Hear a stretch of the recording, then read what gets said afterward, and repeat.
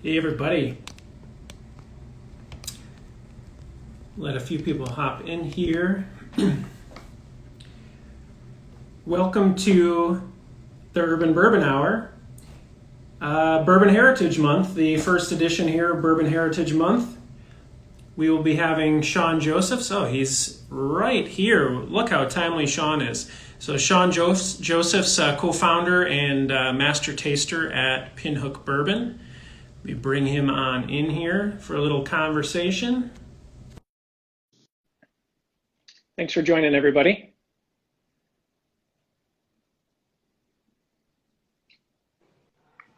Hey, Sean. How's it going? It's going very well. How about you? Really good. Good. How are you doing? Thanks. I'm doing really great. Thanks for taking the time to come on here. When I reached out last week, I thought it would just be fun to just hop on for Bourbon Heritage Month and just have a chat and kind of get an update on what's been going on with you and Pinhook. I think you were on back like at the pretty close to the beginning of all of this garbage going down. Yeah. Beginning of April-ish, I think, or maybe it was mid-April-ish. So so tell us what's been happening with Pinhook, and because I know there's been some exciting releases that have come out in that time. Yeah, it's been look, we're luckier than most people, I think. I lived in New York City for 15 years and certainly feel lucky to live in New Orleans where we have a yard and easy to get to the park, and so sure, it's obviously a strange time we have it lucky, and and then it's just been interesting, right? I think a lot of the things that I obviously normally do in person, specifically blending and single barrel identification and proofing and all that kind of stuff, are being done remotely, which I think is way less fun. Yeah, obviously. But well, I was gonna ask you, like, is it ever gonna go back to how it was if we can get through all this, or has this like changed how you're gonna do everything? Definitely not on the blending side, and I think, not to state probably the most boring part about it, but it's just a logistical nightmare. Oh yeah. You have to. I think one thing people don't think about, because why would they, and who cares from their perspective, but just the amount of brain damage of pulling samples. Yeah. Right. And then because we're working in concert with someone at Castle and Key, you're pulling double sets of samples. And because of the way we go through it, like, I know we'll talk about it later, but for example, the 5-year vertical, which is coming out in early October, is a blend of 150 barrels, but it started with 220 barrels. Yeah, right. And playing around. So just for starters, you have to pull 220 barrel samples, which in and of itself is, it's a lot of work. Yeah. And then there's all the tasting through those barrels, putting them into smaller groups, and then working through those groups and working through all the different combinations, and then coming to a couple versions that we like, then proofing both of those versions at 11 different proofs. So then that all has to be run as a new set of samples, FedExed. So it's just, it's just kind of a slog. Yes.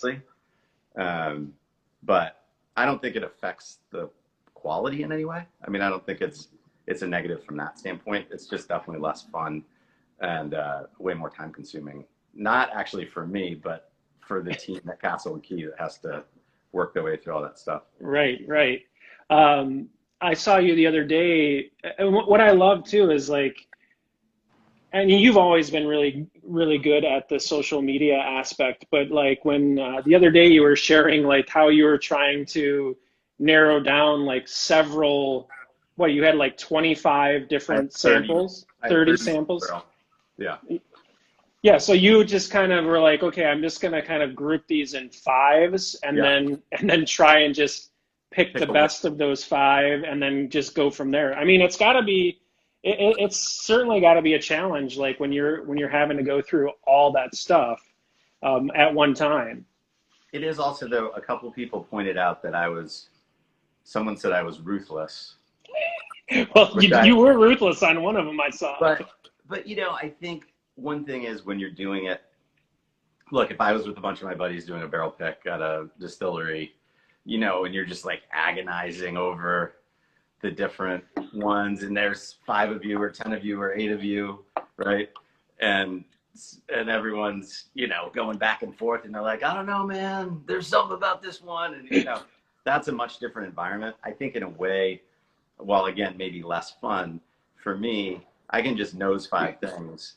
I'm not going to pick one if it doesn't have a great nose, and maybe only 2 of the 5 have a good nose. So I've already quickly eliminated 3. I'm down to 2. Then it's just a palate, you know, and you just move on.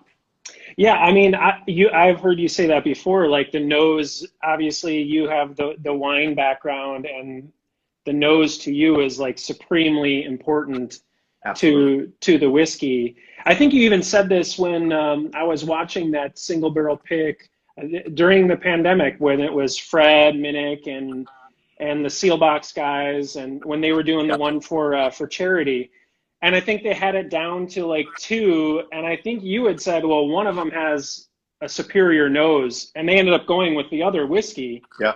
But you were like, well, I would go with the one with the superior nose, which is interesting because that is a huge component of tasting whiskey. Like that's where it all starts. I think I mean, first of all, the olfactory is so much of tasting, right? The perception you get from the nose is going to have a dramatic impact on what you taste on the palate. Yeah. In my experience, it's always been, obviously in the wine world, it's like supremely important. I feel like in the whiskey world, it's maybe becoming more important, but is kind of considered to be like a lesser element. Yeah. I don't know if I consider it more important or less important. I just say it's equal. Yeah. You know, because it's not, I mean, half the joy, and I think because, and I'm sure a lot of the people joining really enjoy whiskey, it's about the full experience, right? You want to absolutely you're sitting out, you're hanging out, you keep putting your nose in the glass. You're not drinking it the entire time. You're pausing, and sometimes you're just going back to smell it, not taste it, as you're just kind of relaxing and hanging out. So I think the nose to me is the thing that just is almost, it's like the enticing part that kind of keeps engaging you. For sure. And then I think another big piece, which like is a big part of wine, but I think makes it fun, is the juxtaposition, right?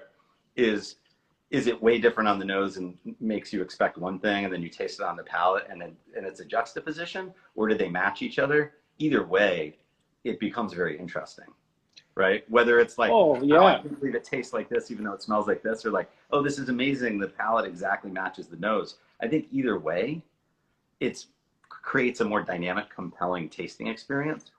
Absolutely. And I think that's what I'm kind of thinking about when I'm trying to assemble the whiskeys. Well, I think someone made a comment here. I think it might have been Mikey, Bourbon and Rye Club, about the nose on Pinhook whiskeys.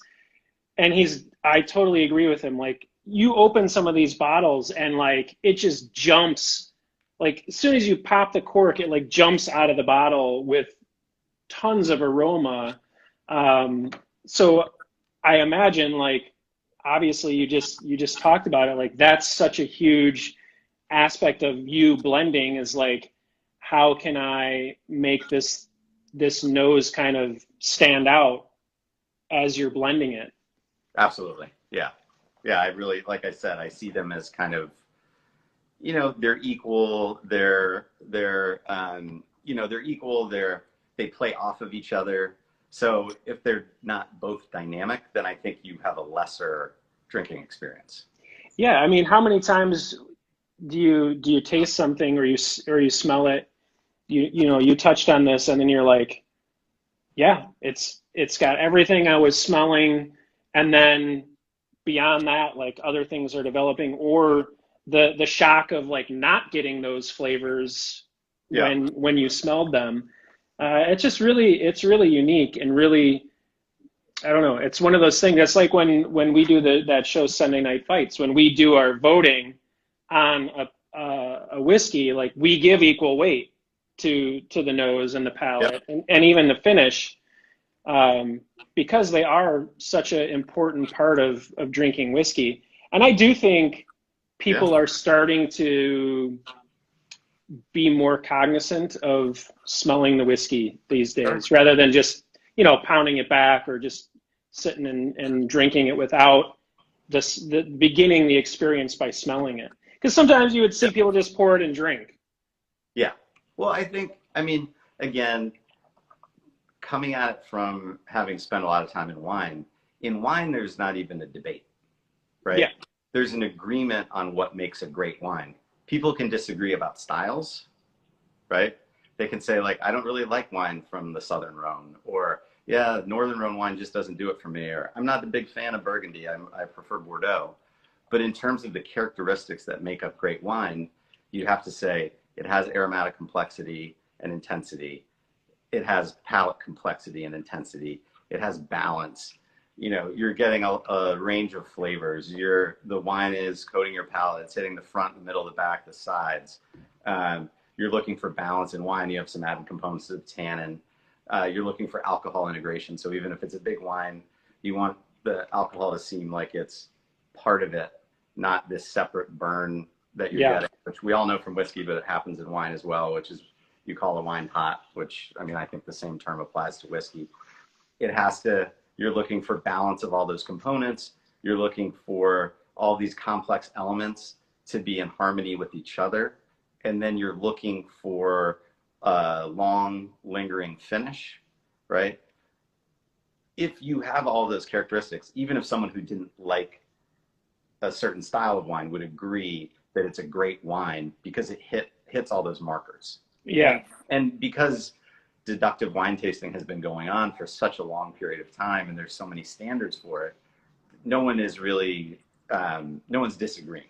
Everyone is essentially tasting in the same way. They have different points of view, but they all agree on what the benchmarks are. Yeah, totally. Do you think that it seems like someone with your background or people that are into wine generally have a lot to contribute to whiskey, and because of I guess it's not that whiskey is young. I mean, it's been around for hundreds of years, but I feel like the aspect of like digging deep into whiskey is just now becoming like a thing. So like people from the wine industry or wine somms, I think have a really cool perspective to bring to all of us whiskey drinkers that are just now like trying to explore all these like layers of whiskey. I think that's exactly right. And I also think, and this is my understanding, having never worked at a distillery, a lot of the people who are trained in tasting are trained at a distillery. And the only thing the distillery tries to train them how to do is how to make sure that their product tastes like their product. Yeah. Right. So like if you're on the sensory team at Maker's Mark, the only thing that's really important is that you learn how to understand what makers taste like. Right? Yes. They're not really looking at this broader thing. And I don't think that's not how wine is at all, right? You start by literally learning about the entire world of wine, right? Like all the countries, all the regions, and understanding all the different major grapes that are grown and the different characteristics in terms of tannin and acidity and weight and all of that kind of stuff. And it's looked at very broadly. And then who knows, maybe you become a winemaker, or maybe you end up working for a winery in California that specializes in Pinot Noir, and then you're going to start honing in on that. But you start like broad. Big picture. Big picture, the entire universe. Whereas it seems to me, at least from what I've seen with whiskey, you start with like someone's just like, all right, this is how we make this. Yes. And then there's not really much around like, and they have their sensory training, I'm sure, and they, break out their little boxes of spices or whatever they do to try to help people identify, this is how this is what clove smells like. So when you smell clove, this is cinnamon. These are all the different flavors you're going to encounter. But it's still all focused on understanding the specific product and the distillate of one place. Yeah. And they're not really, and I think honestly, they're kind of mostly just drink their own juice. Yep. Right? Yep. Is the other thing. I mean, I spend a lot of time trying to drink everybody else's. That's what I wanted to ask you that. Like, so when you're thinking about, so for example, tell us a little bit about, like, if you start to think about, say, a new product that you might want to bring out under the Pinhook label, do you then just, do you start going out and just tasting from, you know, all around different distilleries and deciding, like, I kind of like the style, this is something maybe we would want to look at doing down the line? Like, what are those kind of processes that you consider when you're doing all of this? I mean, I think when it comes to that, I'm more tasting just out of curiosity. Mm-hmm. I'm interested in what other people are doing, and whether it's other people blending MGP or it's someone distilling their own stuff, or it's all the other, you know, it's like, as you know, like I enjoy kind of digging in the world of bourbon social media. And if everybody's talking about, you know, Starlight, then I'm like, well, maybe I should try Starlight and see what goes on there. That is really how I look at that aspect of it.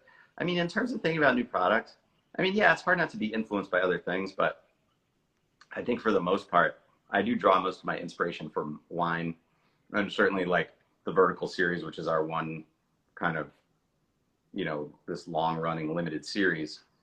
You know, that was, I mean, again, just playing off the idea of a wine vertical and seeing what it would be like to it, and my own curiosity of what is it going to be like as it transitions. Absolutely, and that's an exciting one, which I do want to talk about. But I do want to talk about, before we like get to those, is your most recent products, which I guess one of those is an MGP, but the most recent products that have come like out of Castle and Key. The last time you were on is when the Bohemian High Proof had just come out, and the Ride On had just come out. Yeah. And now you've gone to and gone and released the straight Bohemian bourbon. Yep. Which comes in at 95 proof. Yeah. So this is interesting because you and I had this conversation a little bit, messaging back and forth, about the reasoning behind the proof points on these. And you had said, you know, I hope people just don't think that the new release is just a proof down version of high proof Bohemian bourbon, because we wanted to get like more product out into the market. Yeah. And I know you have intention behind these proof points. So can you talk about that a little bit? Sure. and let us know, like, what is the intention behind these two? Yeah, I think, I mean, one thing is, like, on the one hand, I think it's great to have an entry-level product, which of course every big distillery has. You know, there's something that you consider to be, both from a price point standpoint and just overall accessibility, is just meant to be something every day. It's affordable. You're meant to be able to drink it without having to, you know, think about it too much. And something that, you know, hopefully tastes good, neat, pour it over ice, mix it with ginger ale if you like, make a cocktail, you know, anything like that. But I think as far as like in the industry, to me, you know, I feel like that's seen as like a category that you sort of have to have. Yeah. Again, going back to the wine thing, I think about wine, right?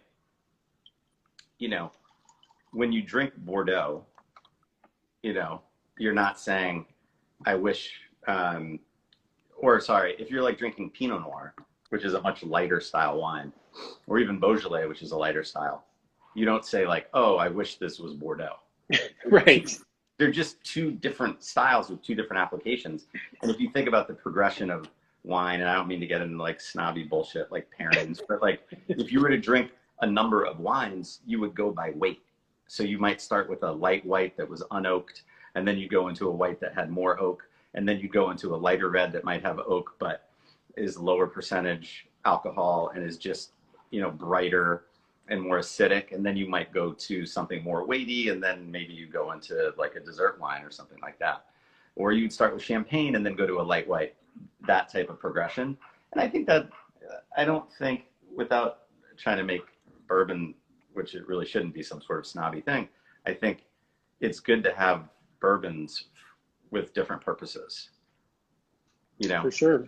to have something that's lighter and more appropriate to, you know, it's 4 o'clock and you're lighting up your grill and you're just getting your evening started and you want something that's a little more refreshing. And I think that, you know, to me, this orange wax Bohemian at 95 proof, which, by the way, I still always like to point out, 95 proof. In these days, I know everyone is chasing the big proofs, and I respect that, but 95 proof is actually not a low proof. No, it's not a low proof, no. 80 proof is the lowest proof at which you can legally bottle bourbon, and most distilleries have usually between 80 to 86 proof as their entry level, possibly on the high side. So to me, 95 is actually still trying to get to a proof that is has some weight and still has a little punch. But even at that proof, I think this is pretty light on its feet. Like very fruit driven, kind of pretty easy. It's definitely easy, but it has, what I love about the Pinhook bourbons in pretty much, well, really across the line is like, you have this great like mouthfeel to all of your whiskeys. Like they're almost like oily and kind of like coat. Yeah. Every one of them like coats your palate.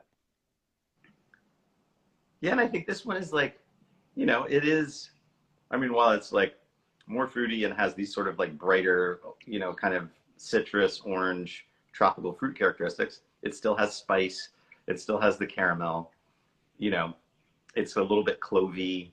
Oh. You know, it's got spice. I still think it has, you know, I think it's got some good things going on. So it absolutely, I mean, I said to you, and I've said this to other people that have like posted about the bottle, it's an orange popsicle. I mean, honest to God, it is just this delicious orange popsicle with then like those punches of spice that come in behind the fruit flavors. And it's just, and it's really quite different from the drinking the high proof Bohemian bourbon. Like it offers you this really different and unique tasting experience, which is why I think it's very cool. Like you have the intention behind these proof points. You're offering really unique and different experiences when you have these, and there's a difference of what the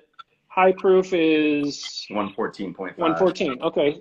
Yeah, so you're looking at like 20-ish points. It's a big jump. Yeah.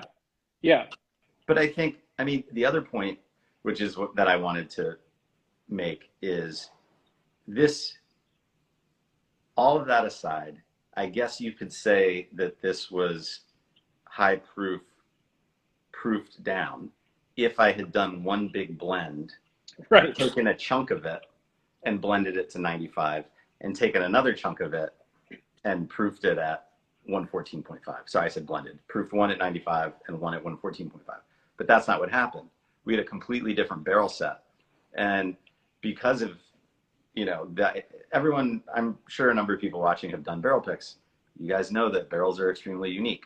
So when we did our blend, the total blend for high proof was 100 barrels. The total number of barrels we blended so far, and we'll blend more for the flagship, is 150. It was done in 2 groups of 75. That they're different barrels. Yeah. They're actually on average a couple months older, and they're just different barrels. So they're going to express themselves differently, regardless. Well, that's a great point. Like, so that's a huge point for people, I think, to know. Like, you didn't just blend up this ginormous batch of Bohemian bourbon and go, this one, we're going to, you know, this part we're going to set aside and we're going to go down to this, and this part we're going to set aside and go a little bit higher. They're completely different blends of barrels. Correct. And I guess my point, maybe to illustrate it even more specifically, would be if I'd taken the set of barrels that we used for the orange wax and instead of proofing them at 95, I'd proofed it at a high proof, I don't think it would taste like the other high proof, because again, it's a different set of barrels. Yeah. So, and again, because we look at each blend uniquely, I, to be honest, wasn't really thinking about the high proof when I blended this, meaning I wasn't like, oh, how do we play off that profile, or how do we make sure that there's some sort of alignment there? Yeah. There was no attempt to do it. And I don't know if you have both of them, but I think I do. It's an interesting side by side, because they are extremely different. And to be honest, I don't know. It's hard to say how much of it is proof versus how much it is just the barrels, but it's a very different. I have the high proof here now. Yeah. And I do feel like there is, if I was going to connect the two, yeah, my connection would be like citrus. Mm-hmm. And it's a different citrus between these two. I don't know if I can really put, so the orange wax, I said I feel like that's an orange popsicle. This one has more of like the high proof has more of like it's like a sharper citrus. I don't know what that would be, but I think it's almost more lemony. Like if you had to just separate between, some sort of like preserved lemon versus orange, which I think is a little sweeter. But then I also think you get more wood coming across you get more of the wood notes in the high proof, even though it's a little bit younger. And I think you also get more of the kind of caramel notes as well. Yeah, caramel. I get the high proof to me is very chocolatey. Mm-hmm. I get a lot of chocolate kind of on the back end of this. Little nuttiness to it too. And I mean, look, I don't have a problem with the idea of that you can see some link between them. They are the same distillate. They're roughly the same age.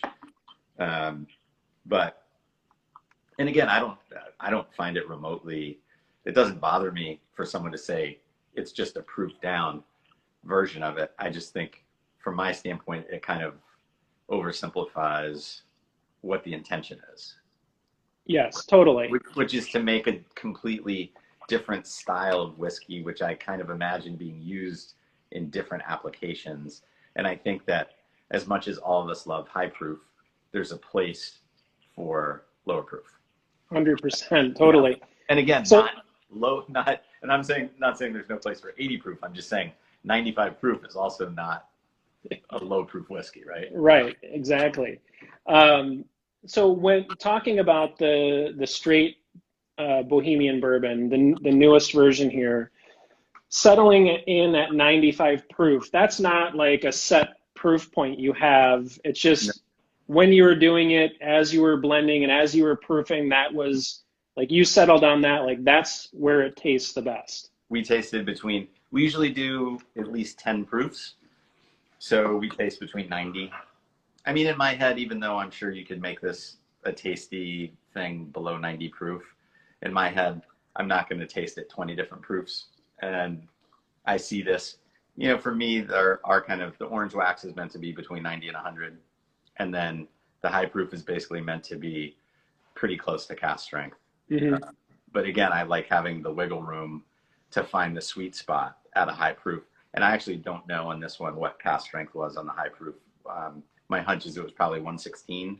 So at 114.5, we're not really coming off of, what the cask strength was. But I think that it's a better product. And again, it's easy to say, and I appreciate the idea that's like, just give me the cask strength stuff and I'll fiddle around with it and make it the way I want it. But I think taking it down, a point and a half, 2 points, whatever, in this case, produce something better. And I don't, it's funny. I think the Bourbon Country Orange Wax, which was MGP, was 95.5 proof. So I don't know. I mean, it will be interesting to me to see. I go in with no preconceived notions. If 92 proof tasted the best, it would be 92 proof. If 98.5 tasted the best, it would be that. But I wonder, it'll be interesting to see if we start seeing consistency.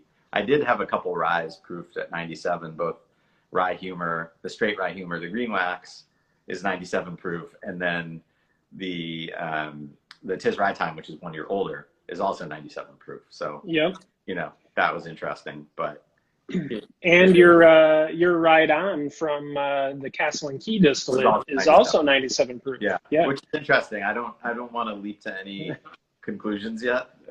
It's too early, but it's definitely, there's some themes developing on. It looks like it. Yeah, the green and the orange wax for sure.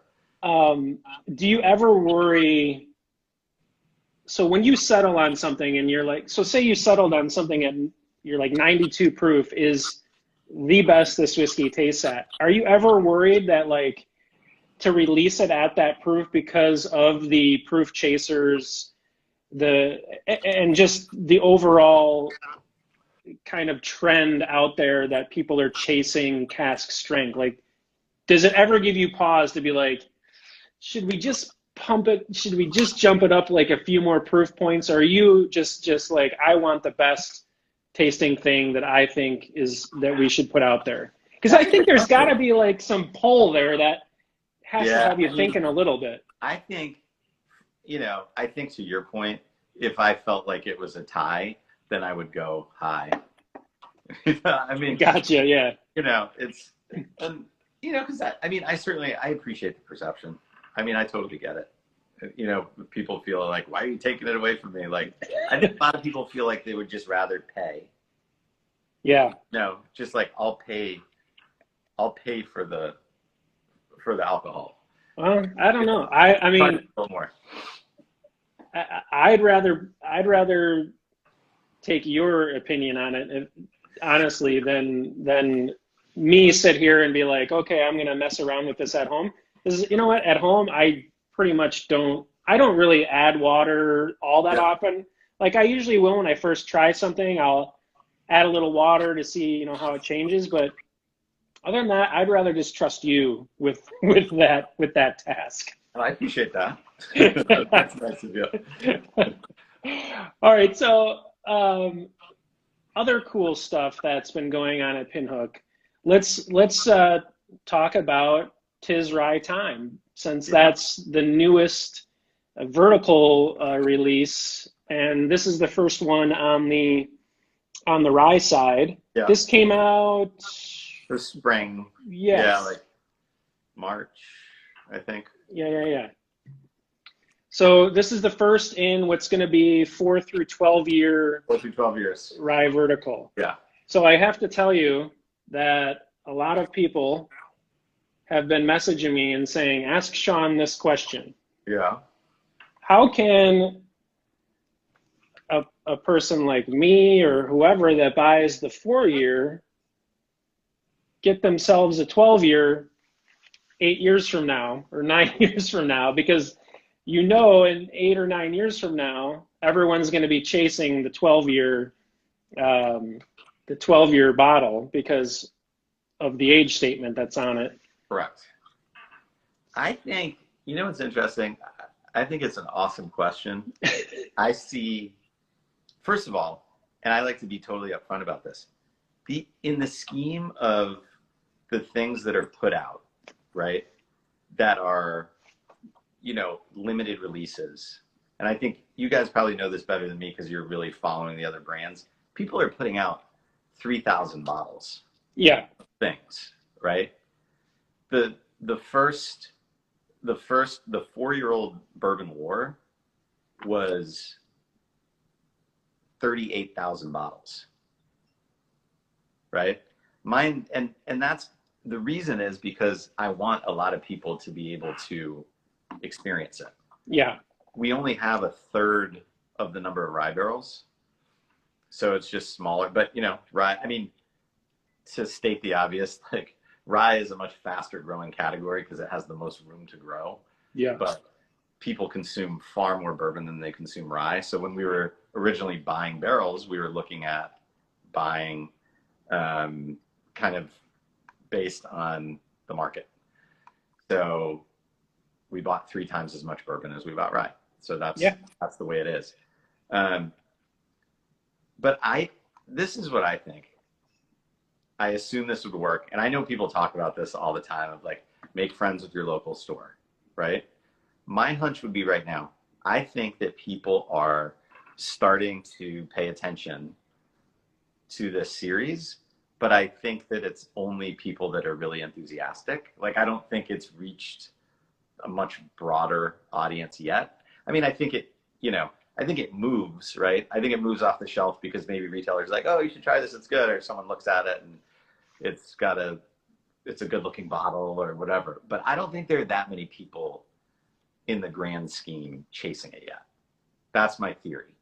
And what I would do is, I think right now, if you went to whichever store you have a relationship with and you said to them, I don't think it would even be on their radar. I think if you just said to them like, hey, so-and-so, you need to make me a promise. Because here's the thing.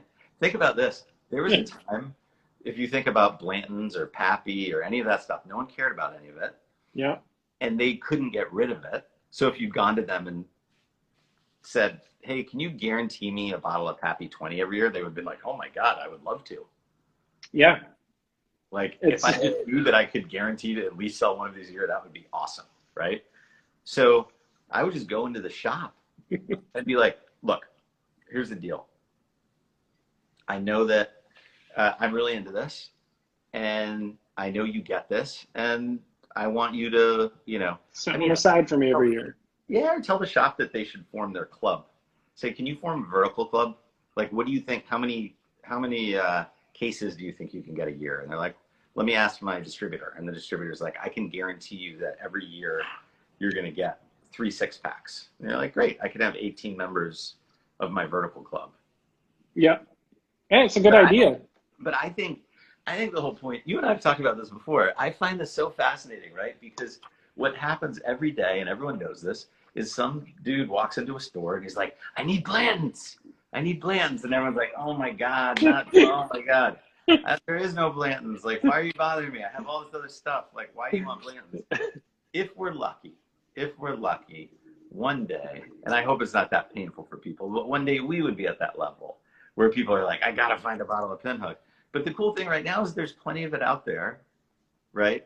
And hopefully what's happening, what I find fascinating is and not just with Pinhook, but if you look at these other brands that a lot of the people watching and that we're all into, which one of those, not every brand that's kind of like emerging right now is going to become another Blanton's or another Weller or another Pappy or whatever. But some of them are.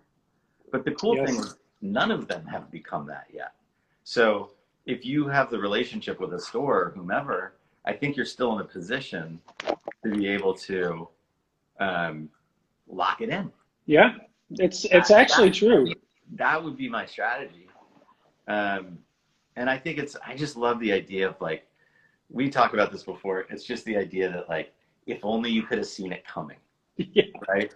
I could have bought 500 cases of Elijah Craig 18 for my whiskey bar. And they would have been like, yes, my friend, I will send it to you tomorrow. It would have cost me $105,000. It would be worth $2 million right now. Seriously. Like, I wish I'd seen it coming. I didn't. And now everyone has an opportunity. And again, I'm not talking about Pinhook. Look at the bourbon industry, because we already know what happened, and we know that the industry, everyone's like, when's the boom going to end? It's not going to end. It's not going to end. You have a whole generation of bourbon lovers, and they're going to keep getting into it, and they're going to keep wanting new things. And if anything, only more people are going to join. And so you got to pretend it's like 2005 again. And you're looking at this landscape, and the only difference in this new landscape is there's a bunch of stuff that's already hit. And you're basically like, okay, I can't get any of that. But where's the next Elijah Craig 18 in this field? You know, and I don't know, the things I see people post about, from New Riff to Peerless to Starlight or Foregate or Chattanooga, or, you know, it's a, you know, Barrel. I mean, it's a long list of all the stuff. Great stuff out there. Which one of those that you can more or less get what you want now at some point is going to become the thing where you're like, it's stupid, man. It just comes out and it hits the shelves. The only thing I can say about the vertical is we do 150 barrels a year for bourbon. We've 50 barrels a year, so are rye. And by the time we hit the 12-year-old, it will be half the production of the 4-year-old. Yeah. Right? Just because of evaporation. and what I assume will be rising proofs. So that's probably the most limiting factor. But even at that, I said 38,000. Let's round up to say 40. So even when the 12-year comes out, it would still be like a almost 20,000 bottle release. Yeah, that's still a significant release. Which is still, so I really maintain, besides the obvious that it's nice to have something to sell, that I wanted to have something. I think the whole fun of it is following the series. Totally. And I think it's a pointless. It's a pointless series if you can't find the bottles. Yeah. We're like, oh, follow them, but they're only 3,000 bottles a year. I love that you say that. That's awesome. That's not fair. Yeah. I think. Well, speaking of the verticals, let's talk about this. Let's talk about, because you sent me something pretty cool. I did. You're the first person to taste this. So, well, I hope you like it, first of all. All right. So you sent me two things. Okay. So let's see. Let's taste. Why don't we taste the vertical 5-year first? All right. And then so I'll tell you. This is the Bourbon War vertical 5-year-old. So this will be the next thing that comes out, which will be early October. This was out first last year. This is the 4-year Bourbon War. Yeah. And I'm holding in my hand the next version here. The 5-year. All right, let's crack this. Thank you for sending this, by the way. My pleasure.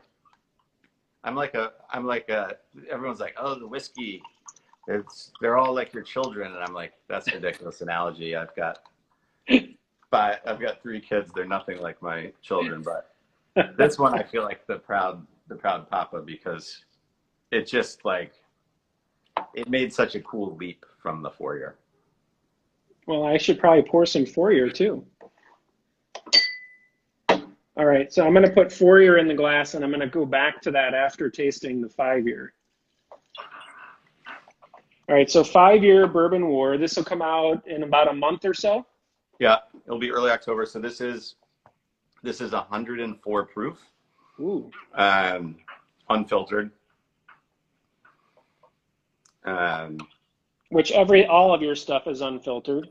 Yeah, it's either unfiltered or like with the Bohemian Orange Wax, that was carbon dosed or carbon filtered, so non-chill filtered, but not unfiltered.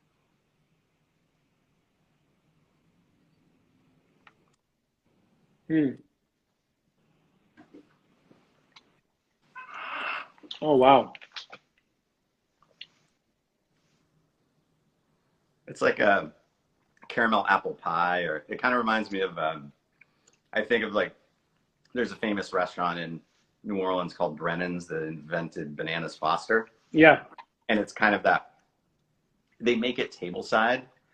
And the thing that'll blow you away when they make it tableside is they basically, first, they have their tableside hot pan. They literally just throw in a stick of butter and they start to brown the butter. And then they literally just take literally a cup of brown sugar and add the brown sugar and start cooking the brown sugar in the brown butter. Yeah.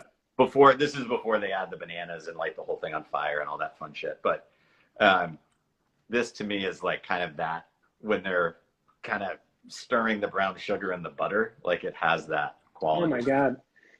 When you said caramel apple, I mean, immediately this brings me to like going to the pumpkin patch and getting like a freshly picked apple that they dunked into the freshly made caramel. Oh. And what's the mash bill on the Bourbon War? So this is MGPs. It's 75 corn, 20.5% rye, 4.5% malted. Okay, all right. Wow. But I think it's an interesting one, because I think when you taste the 4. So yeah, I have the 4 here, so I'm going to go to that.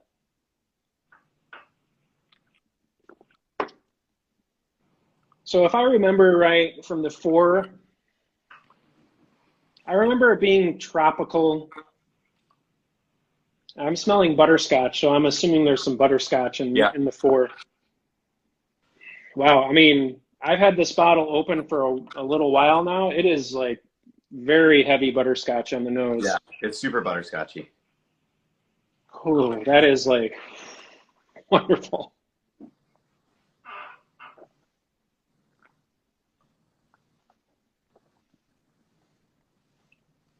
Yeah, so this one is chocolate. Yeah. Chocolate and like a dried, kind of like a dried fruit. Yep. And it's 98 proof, also unfiltered. Ah, it's funny to smell these next to each other too. Someone's saying, let's see the color comparison. I don't know on the screen if it would really hold up. They don't, I mean, it's funny. The 5, just looking in the bottle, it's hard to tell. This is the 5. It's hard to tell here on the screen. Yeah. Plus, I don't have enough 5 in the glass. The 5 looks lighter because I don't have as much in the glass as the 4. But the 5 is also, so nosing the 5 now, there is like a little smokiness, like barrel char coming, punching through. Yeah, there is something a little smoky about it that I love. I mean, I think it's great because I love the 4-year for what it is, and I think it's a great starting point. But I think when you move to the 5, it's both moving up from 98 to 104. It's another year in the barrel. I think it's a great example of why this is going to be such a fun series, because you really see that the 4 is delicious in its own right, but you see, the benefit and the influence of another year in barrel and more proof and everything that goes with it. Well, let's step it back a year. Do you have Bourbon Country? Oh, yeah, I do. So basically, this would be, if you really wanted to go deep into the vertical, this would be your very beginning of this vertical. So this would be 3 years. We had the 4-year, and the 5-year is coming out in a month. So if you want to geek out, right, or if you want to go all the way, I mean, you can still find one of these bottles for $37 or whatever. I paid $34 for it. Recently. You might as well go the extra. You might as well have the extra year. And by the way, the 5-year, the SRP will be $49.99. So it's basically, we're just jumping from $45 to $50 as we bump up a year, which I think seems pretty fair to me with the Absolutely. So the Bourbon Country, this is 3 years old. This came out in 2018. 2018, yeah, the fall of 18. So this one to me is more like orchard fruity. Yeah. And you see, I would say, like, you can taste some caramel on the palate, but on the nose, it really has no butterscotch. Nothing. At all, right? It's purely, apricot-y. It's like a light, like, what could I compare it to? What am I thinking of? Those, what's that fruit that's like a combination of it's like the Asian pear. Pear. Yeah. It's like kind of like an apple mixed with a pear on the nose. And on the palate, the fruit has kind of a candied quality to it. I mean, it's a really nice, I think it's a very nice 3-year-old 95.5 proof, but it's such a fun, I mean, think about it. We just went from 3-year 95.5 proof, 4-year 98 proof, 5-year 104 proof. Yes. It's an amazing progression to sit and do it side by side.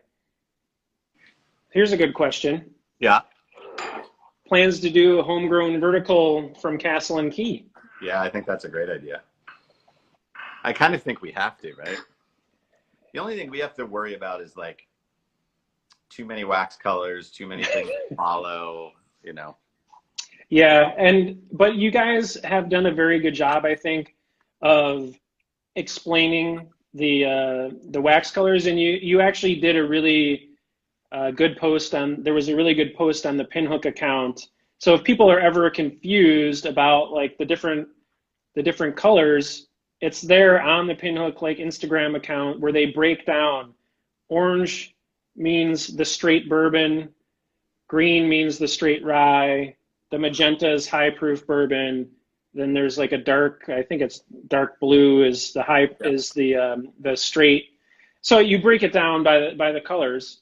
So it's definitely, you guys put it out there. So if people are confused, the information is there. Well, my thought too is, I know I told you about our text to buy. Yes, tell us about Breeze. So we're just getting started with it, but the idea is it's essentially like a Pinhook personal shopper.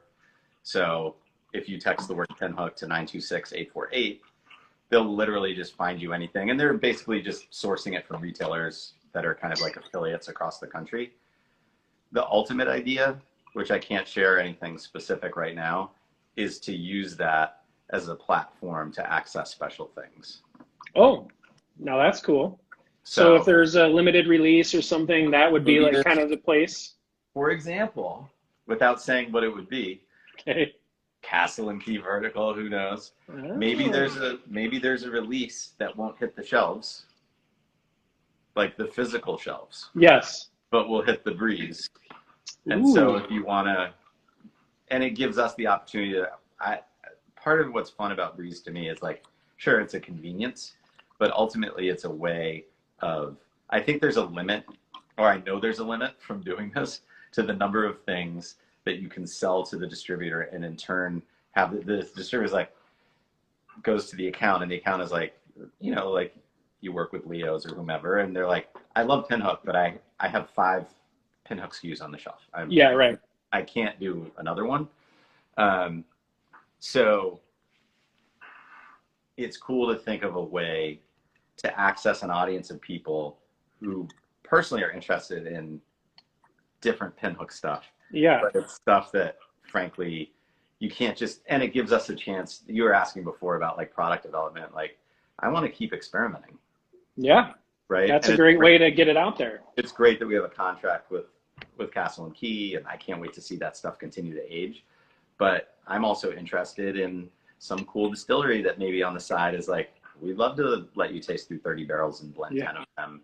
And Pinhook, you know, within the Pinhook thing, you know, grab something from some other distillery. So definitely all these things we want to play around with. And ultimately, I see Breeze as a platform for sharing these kind of experimental releases with people.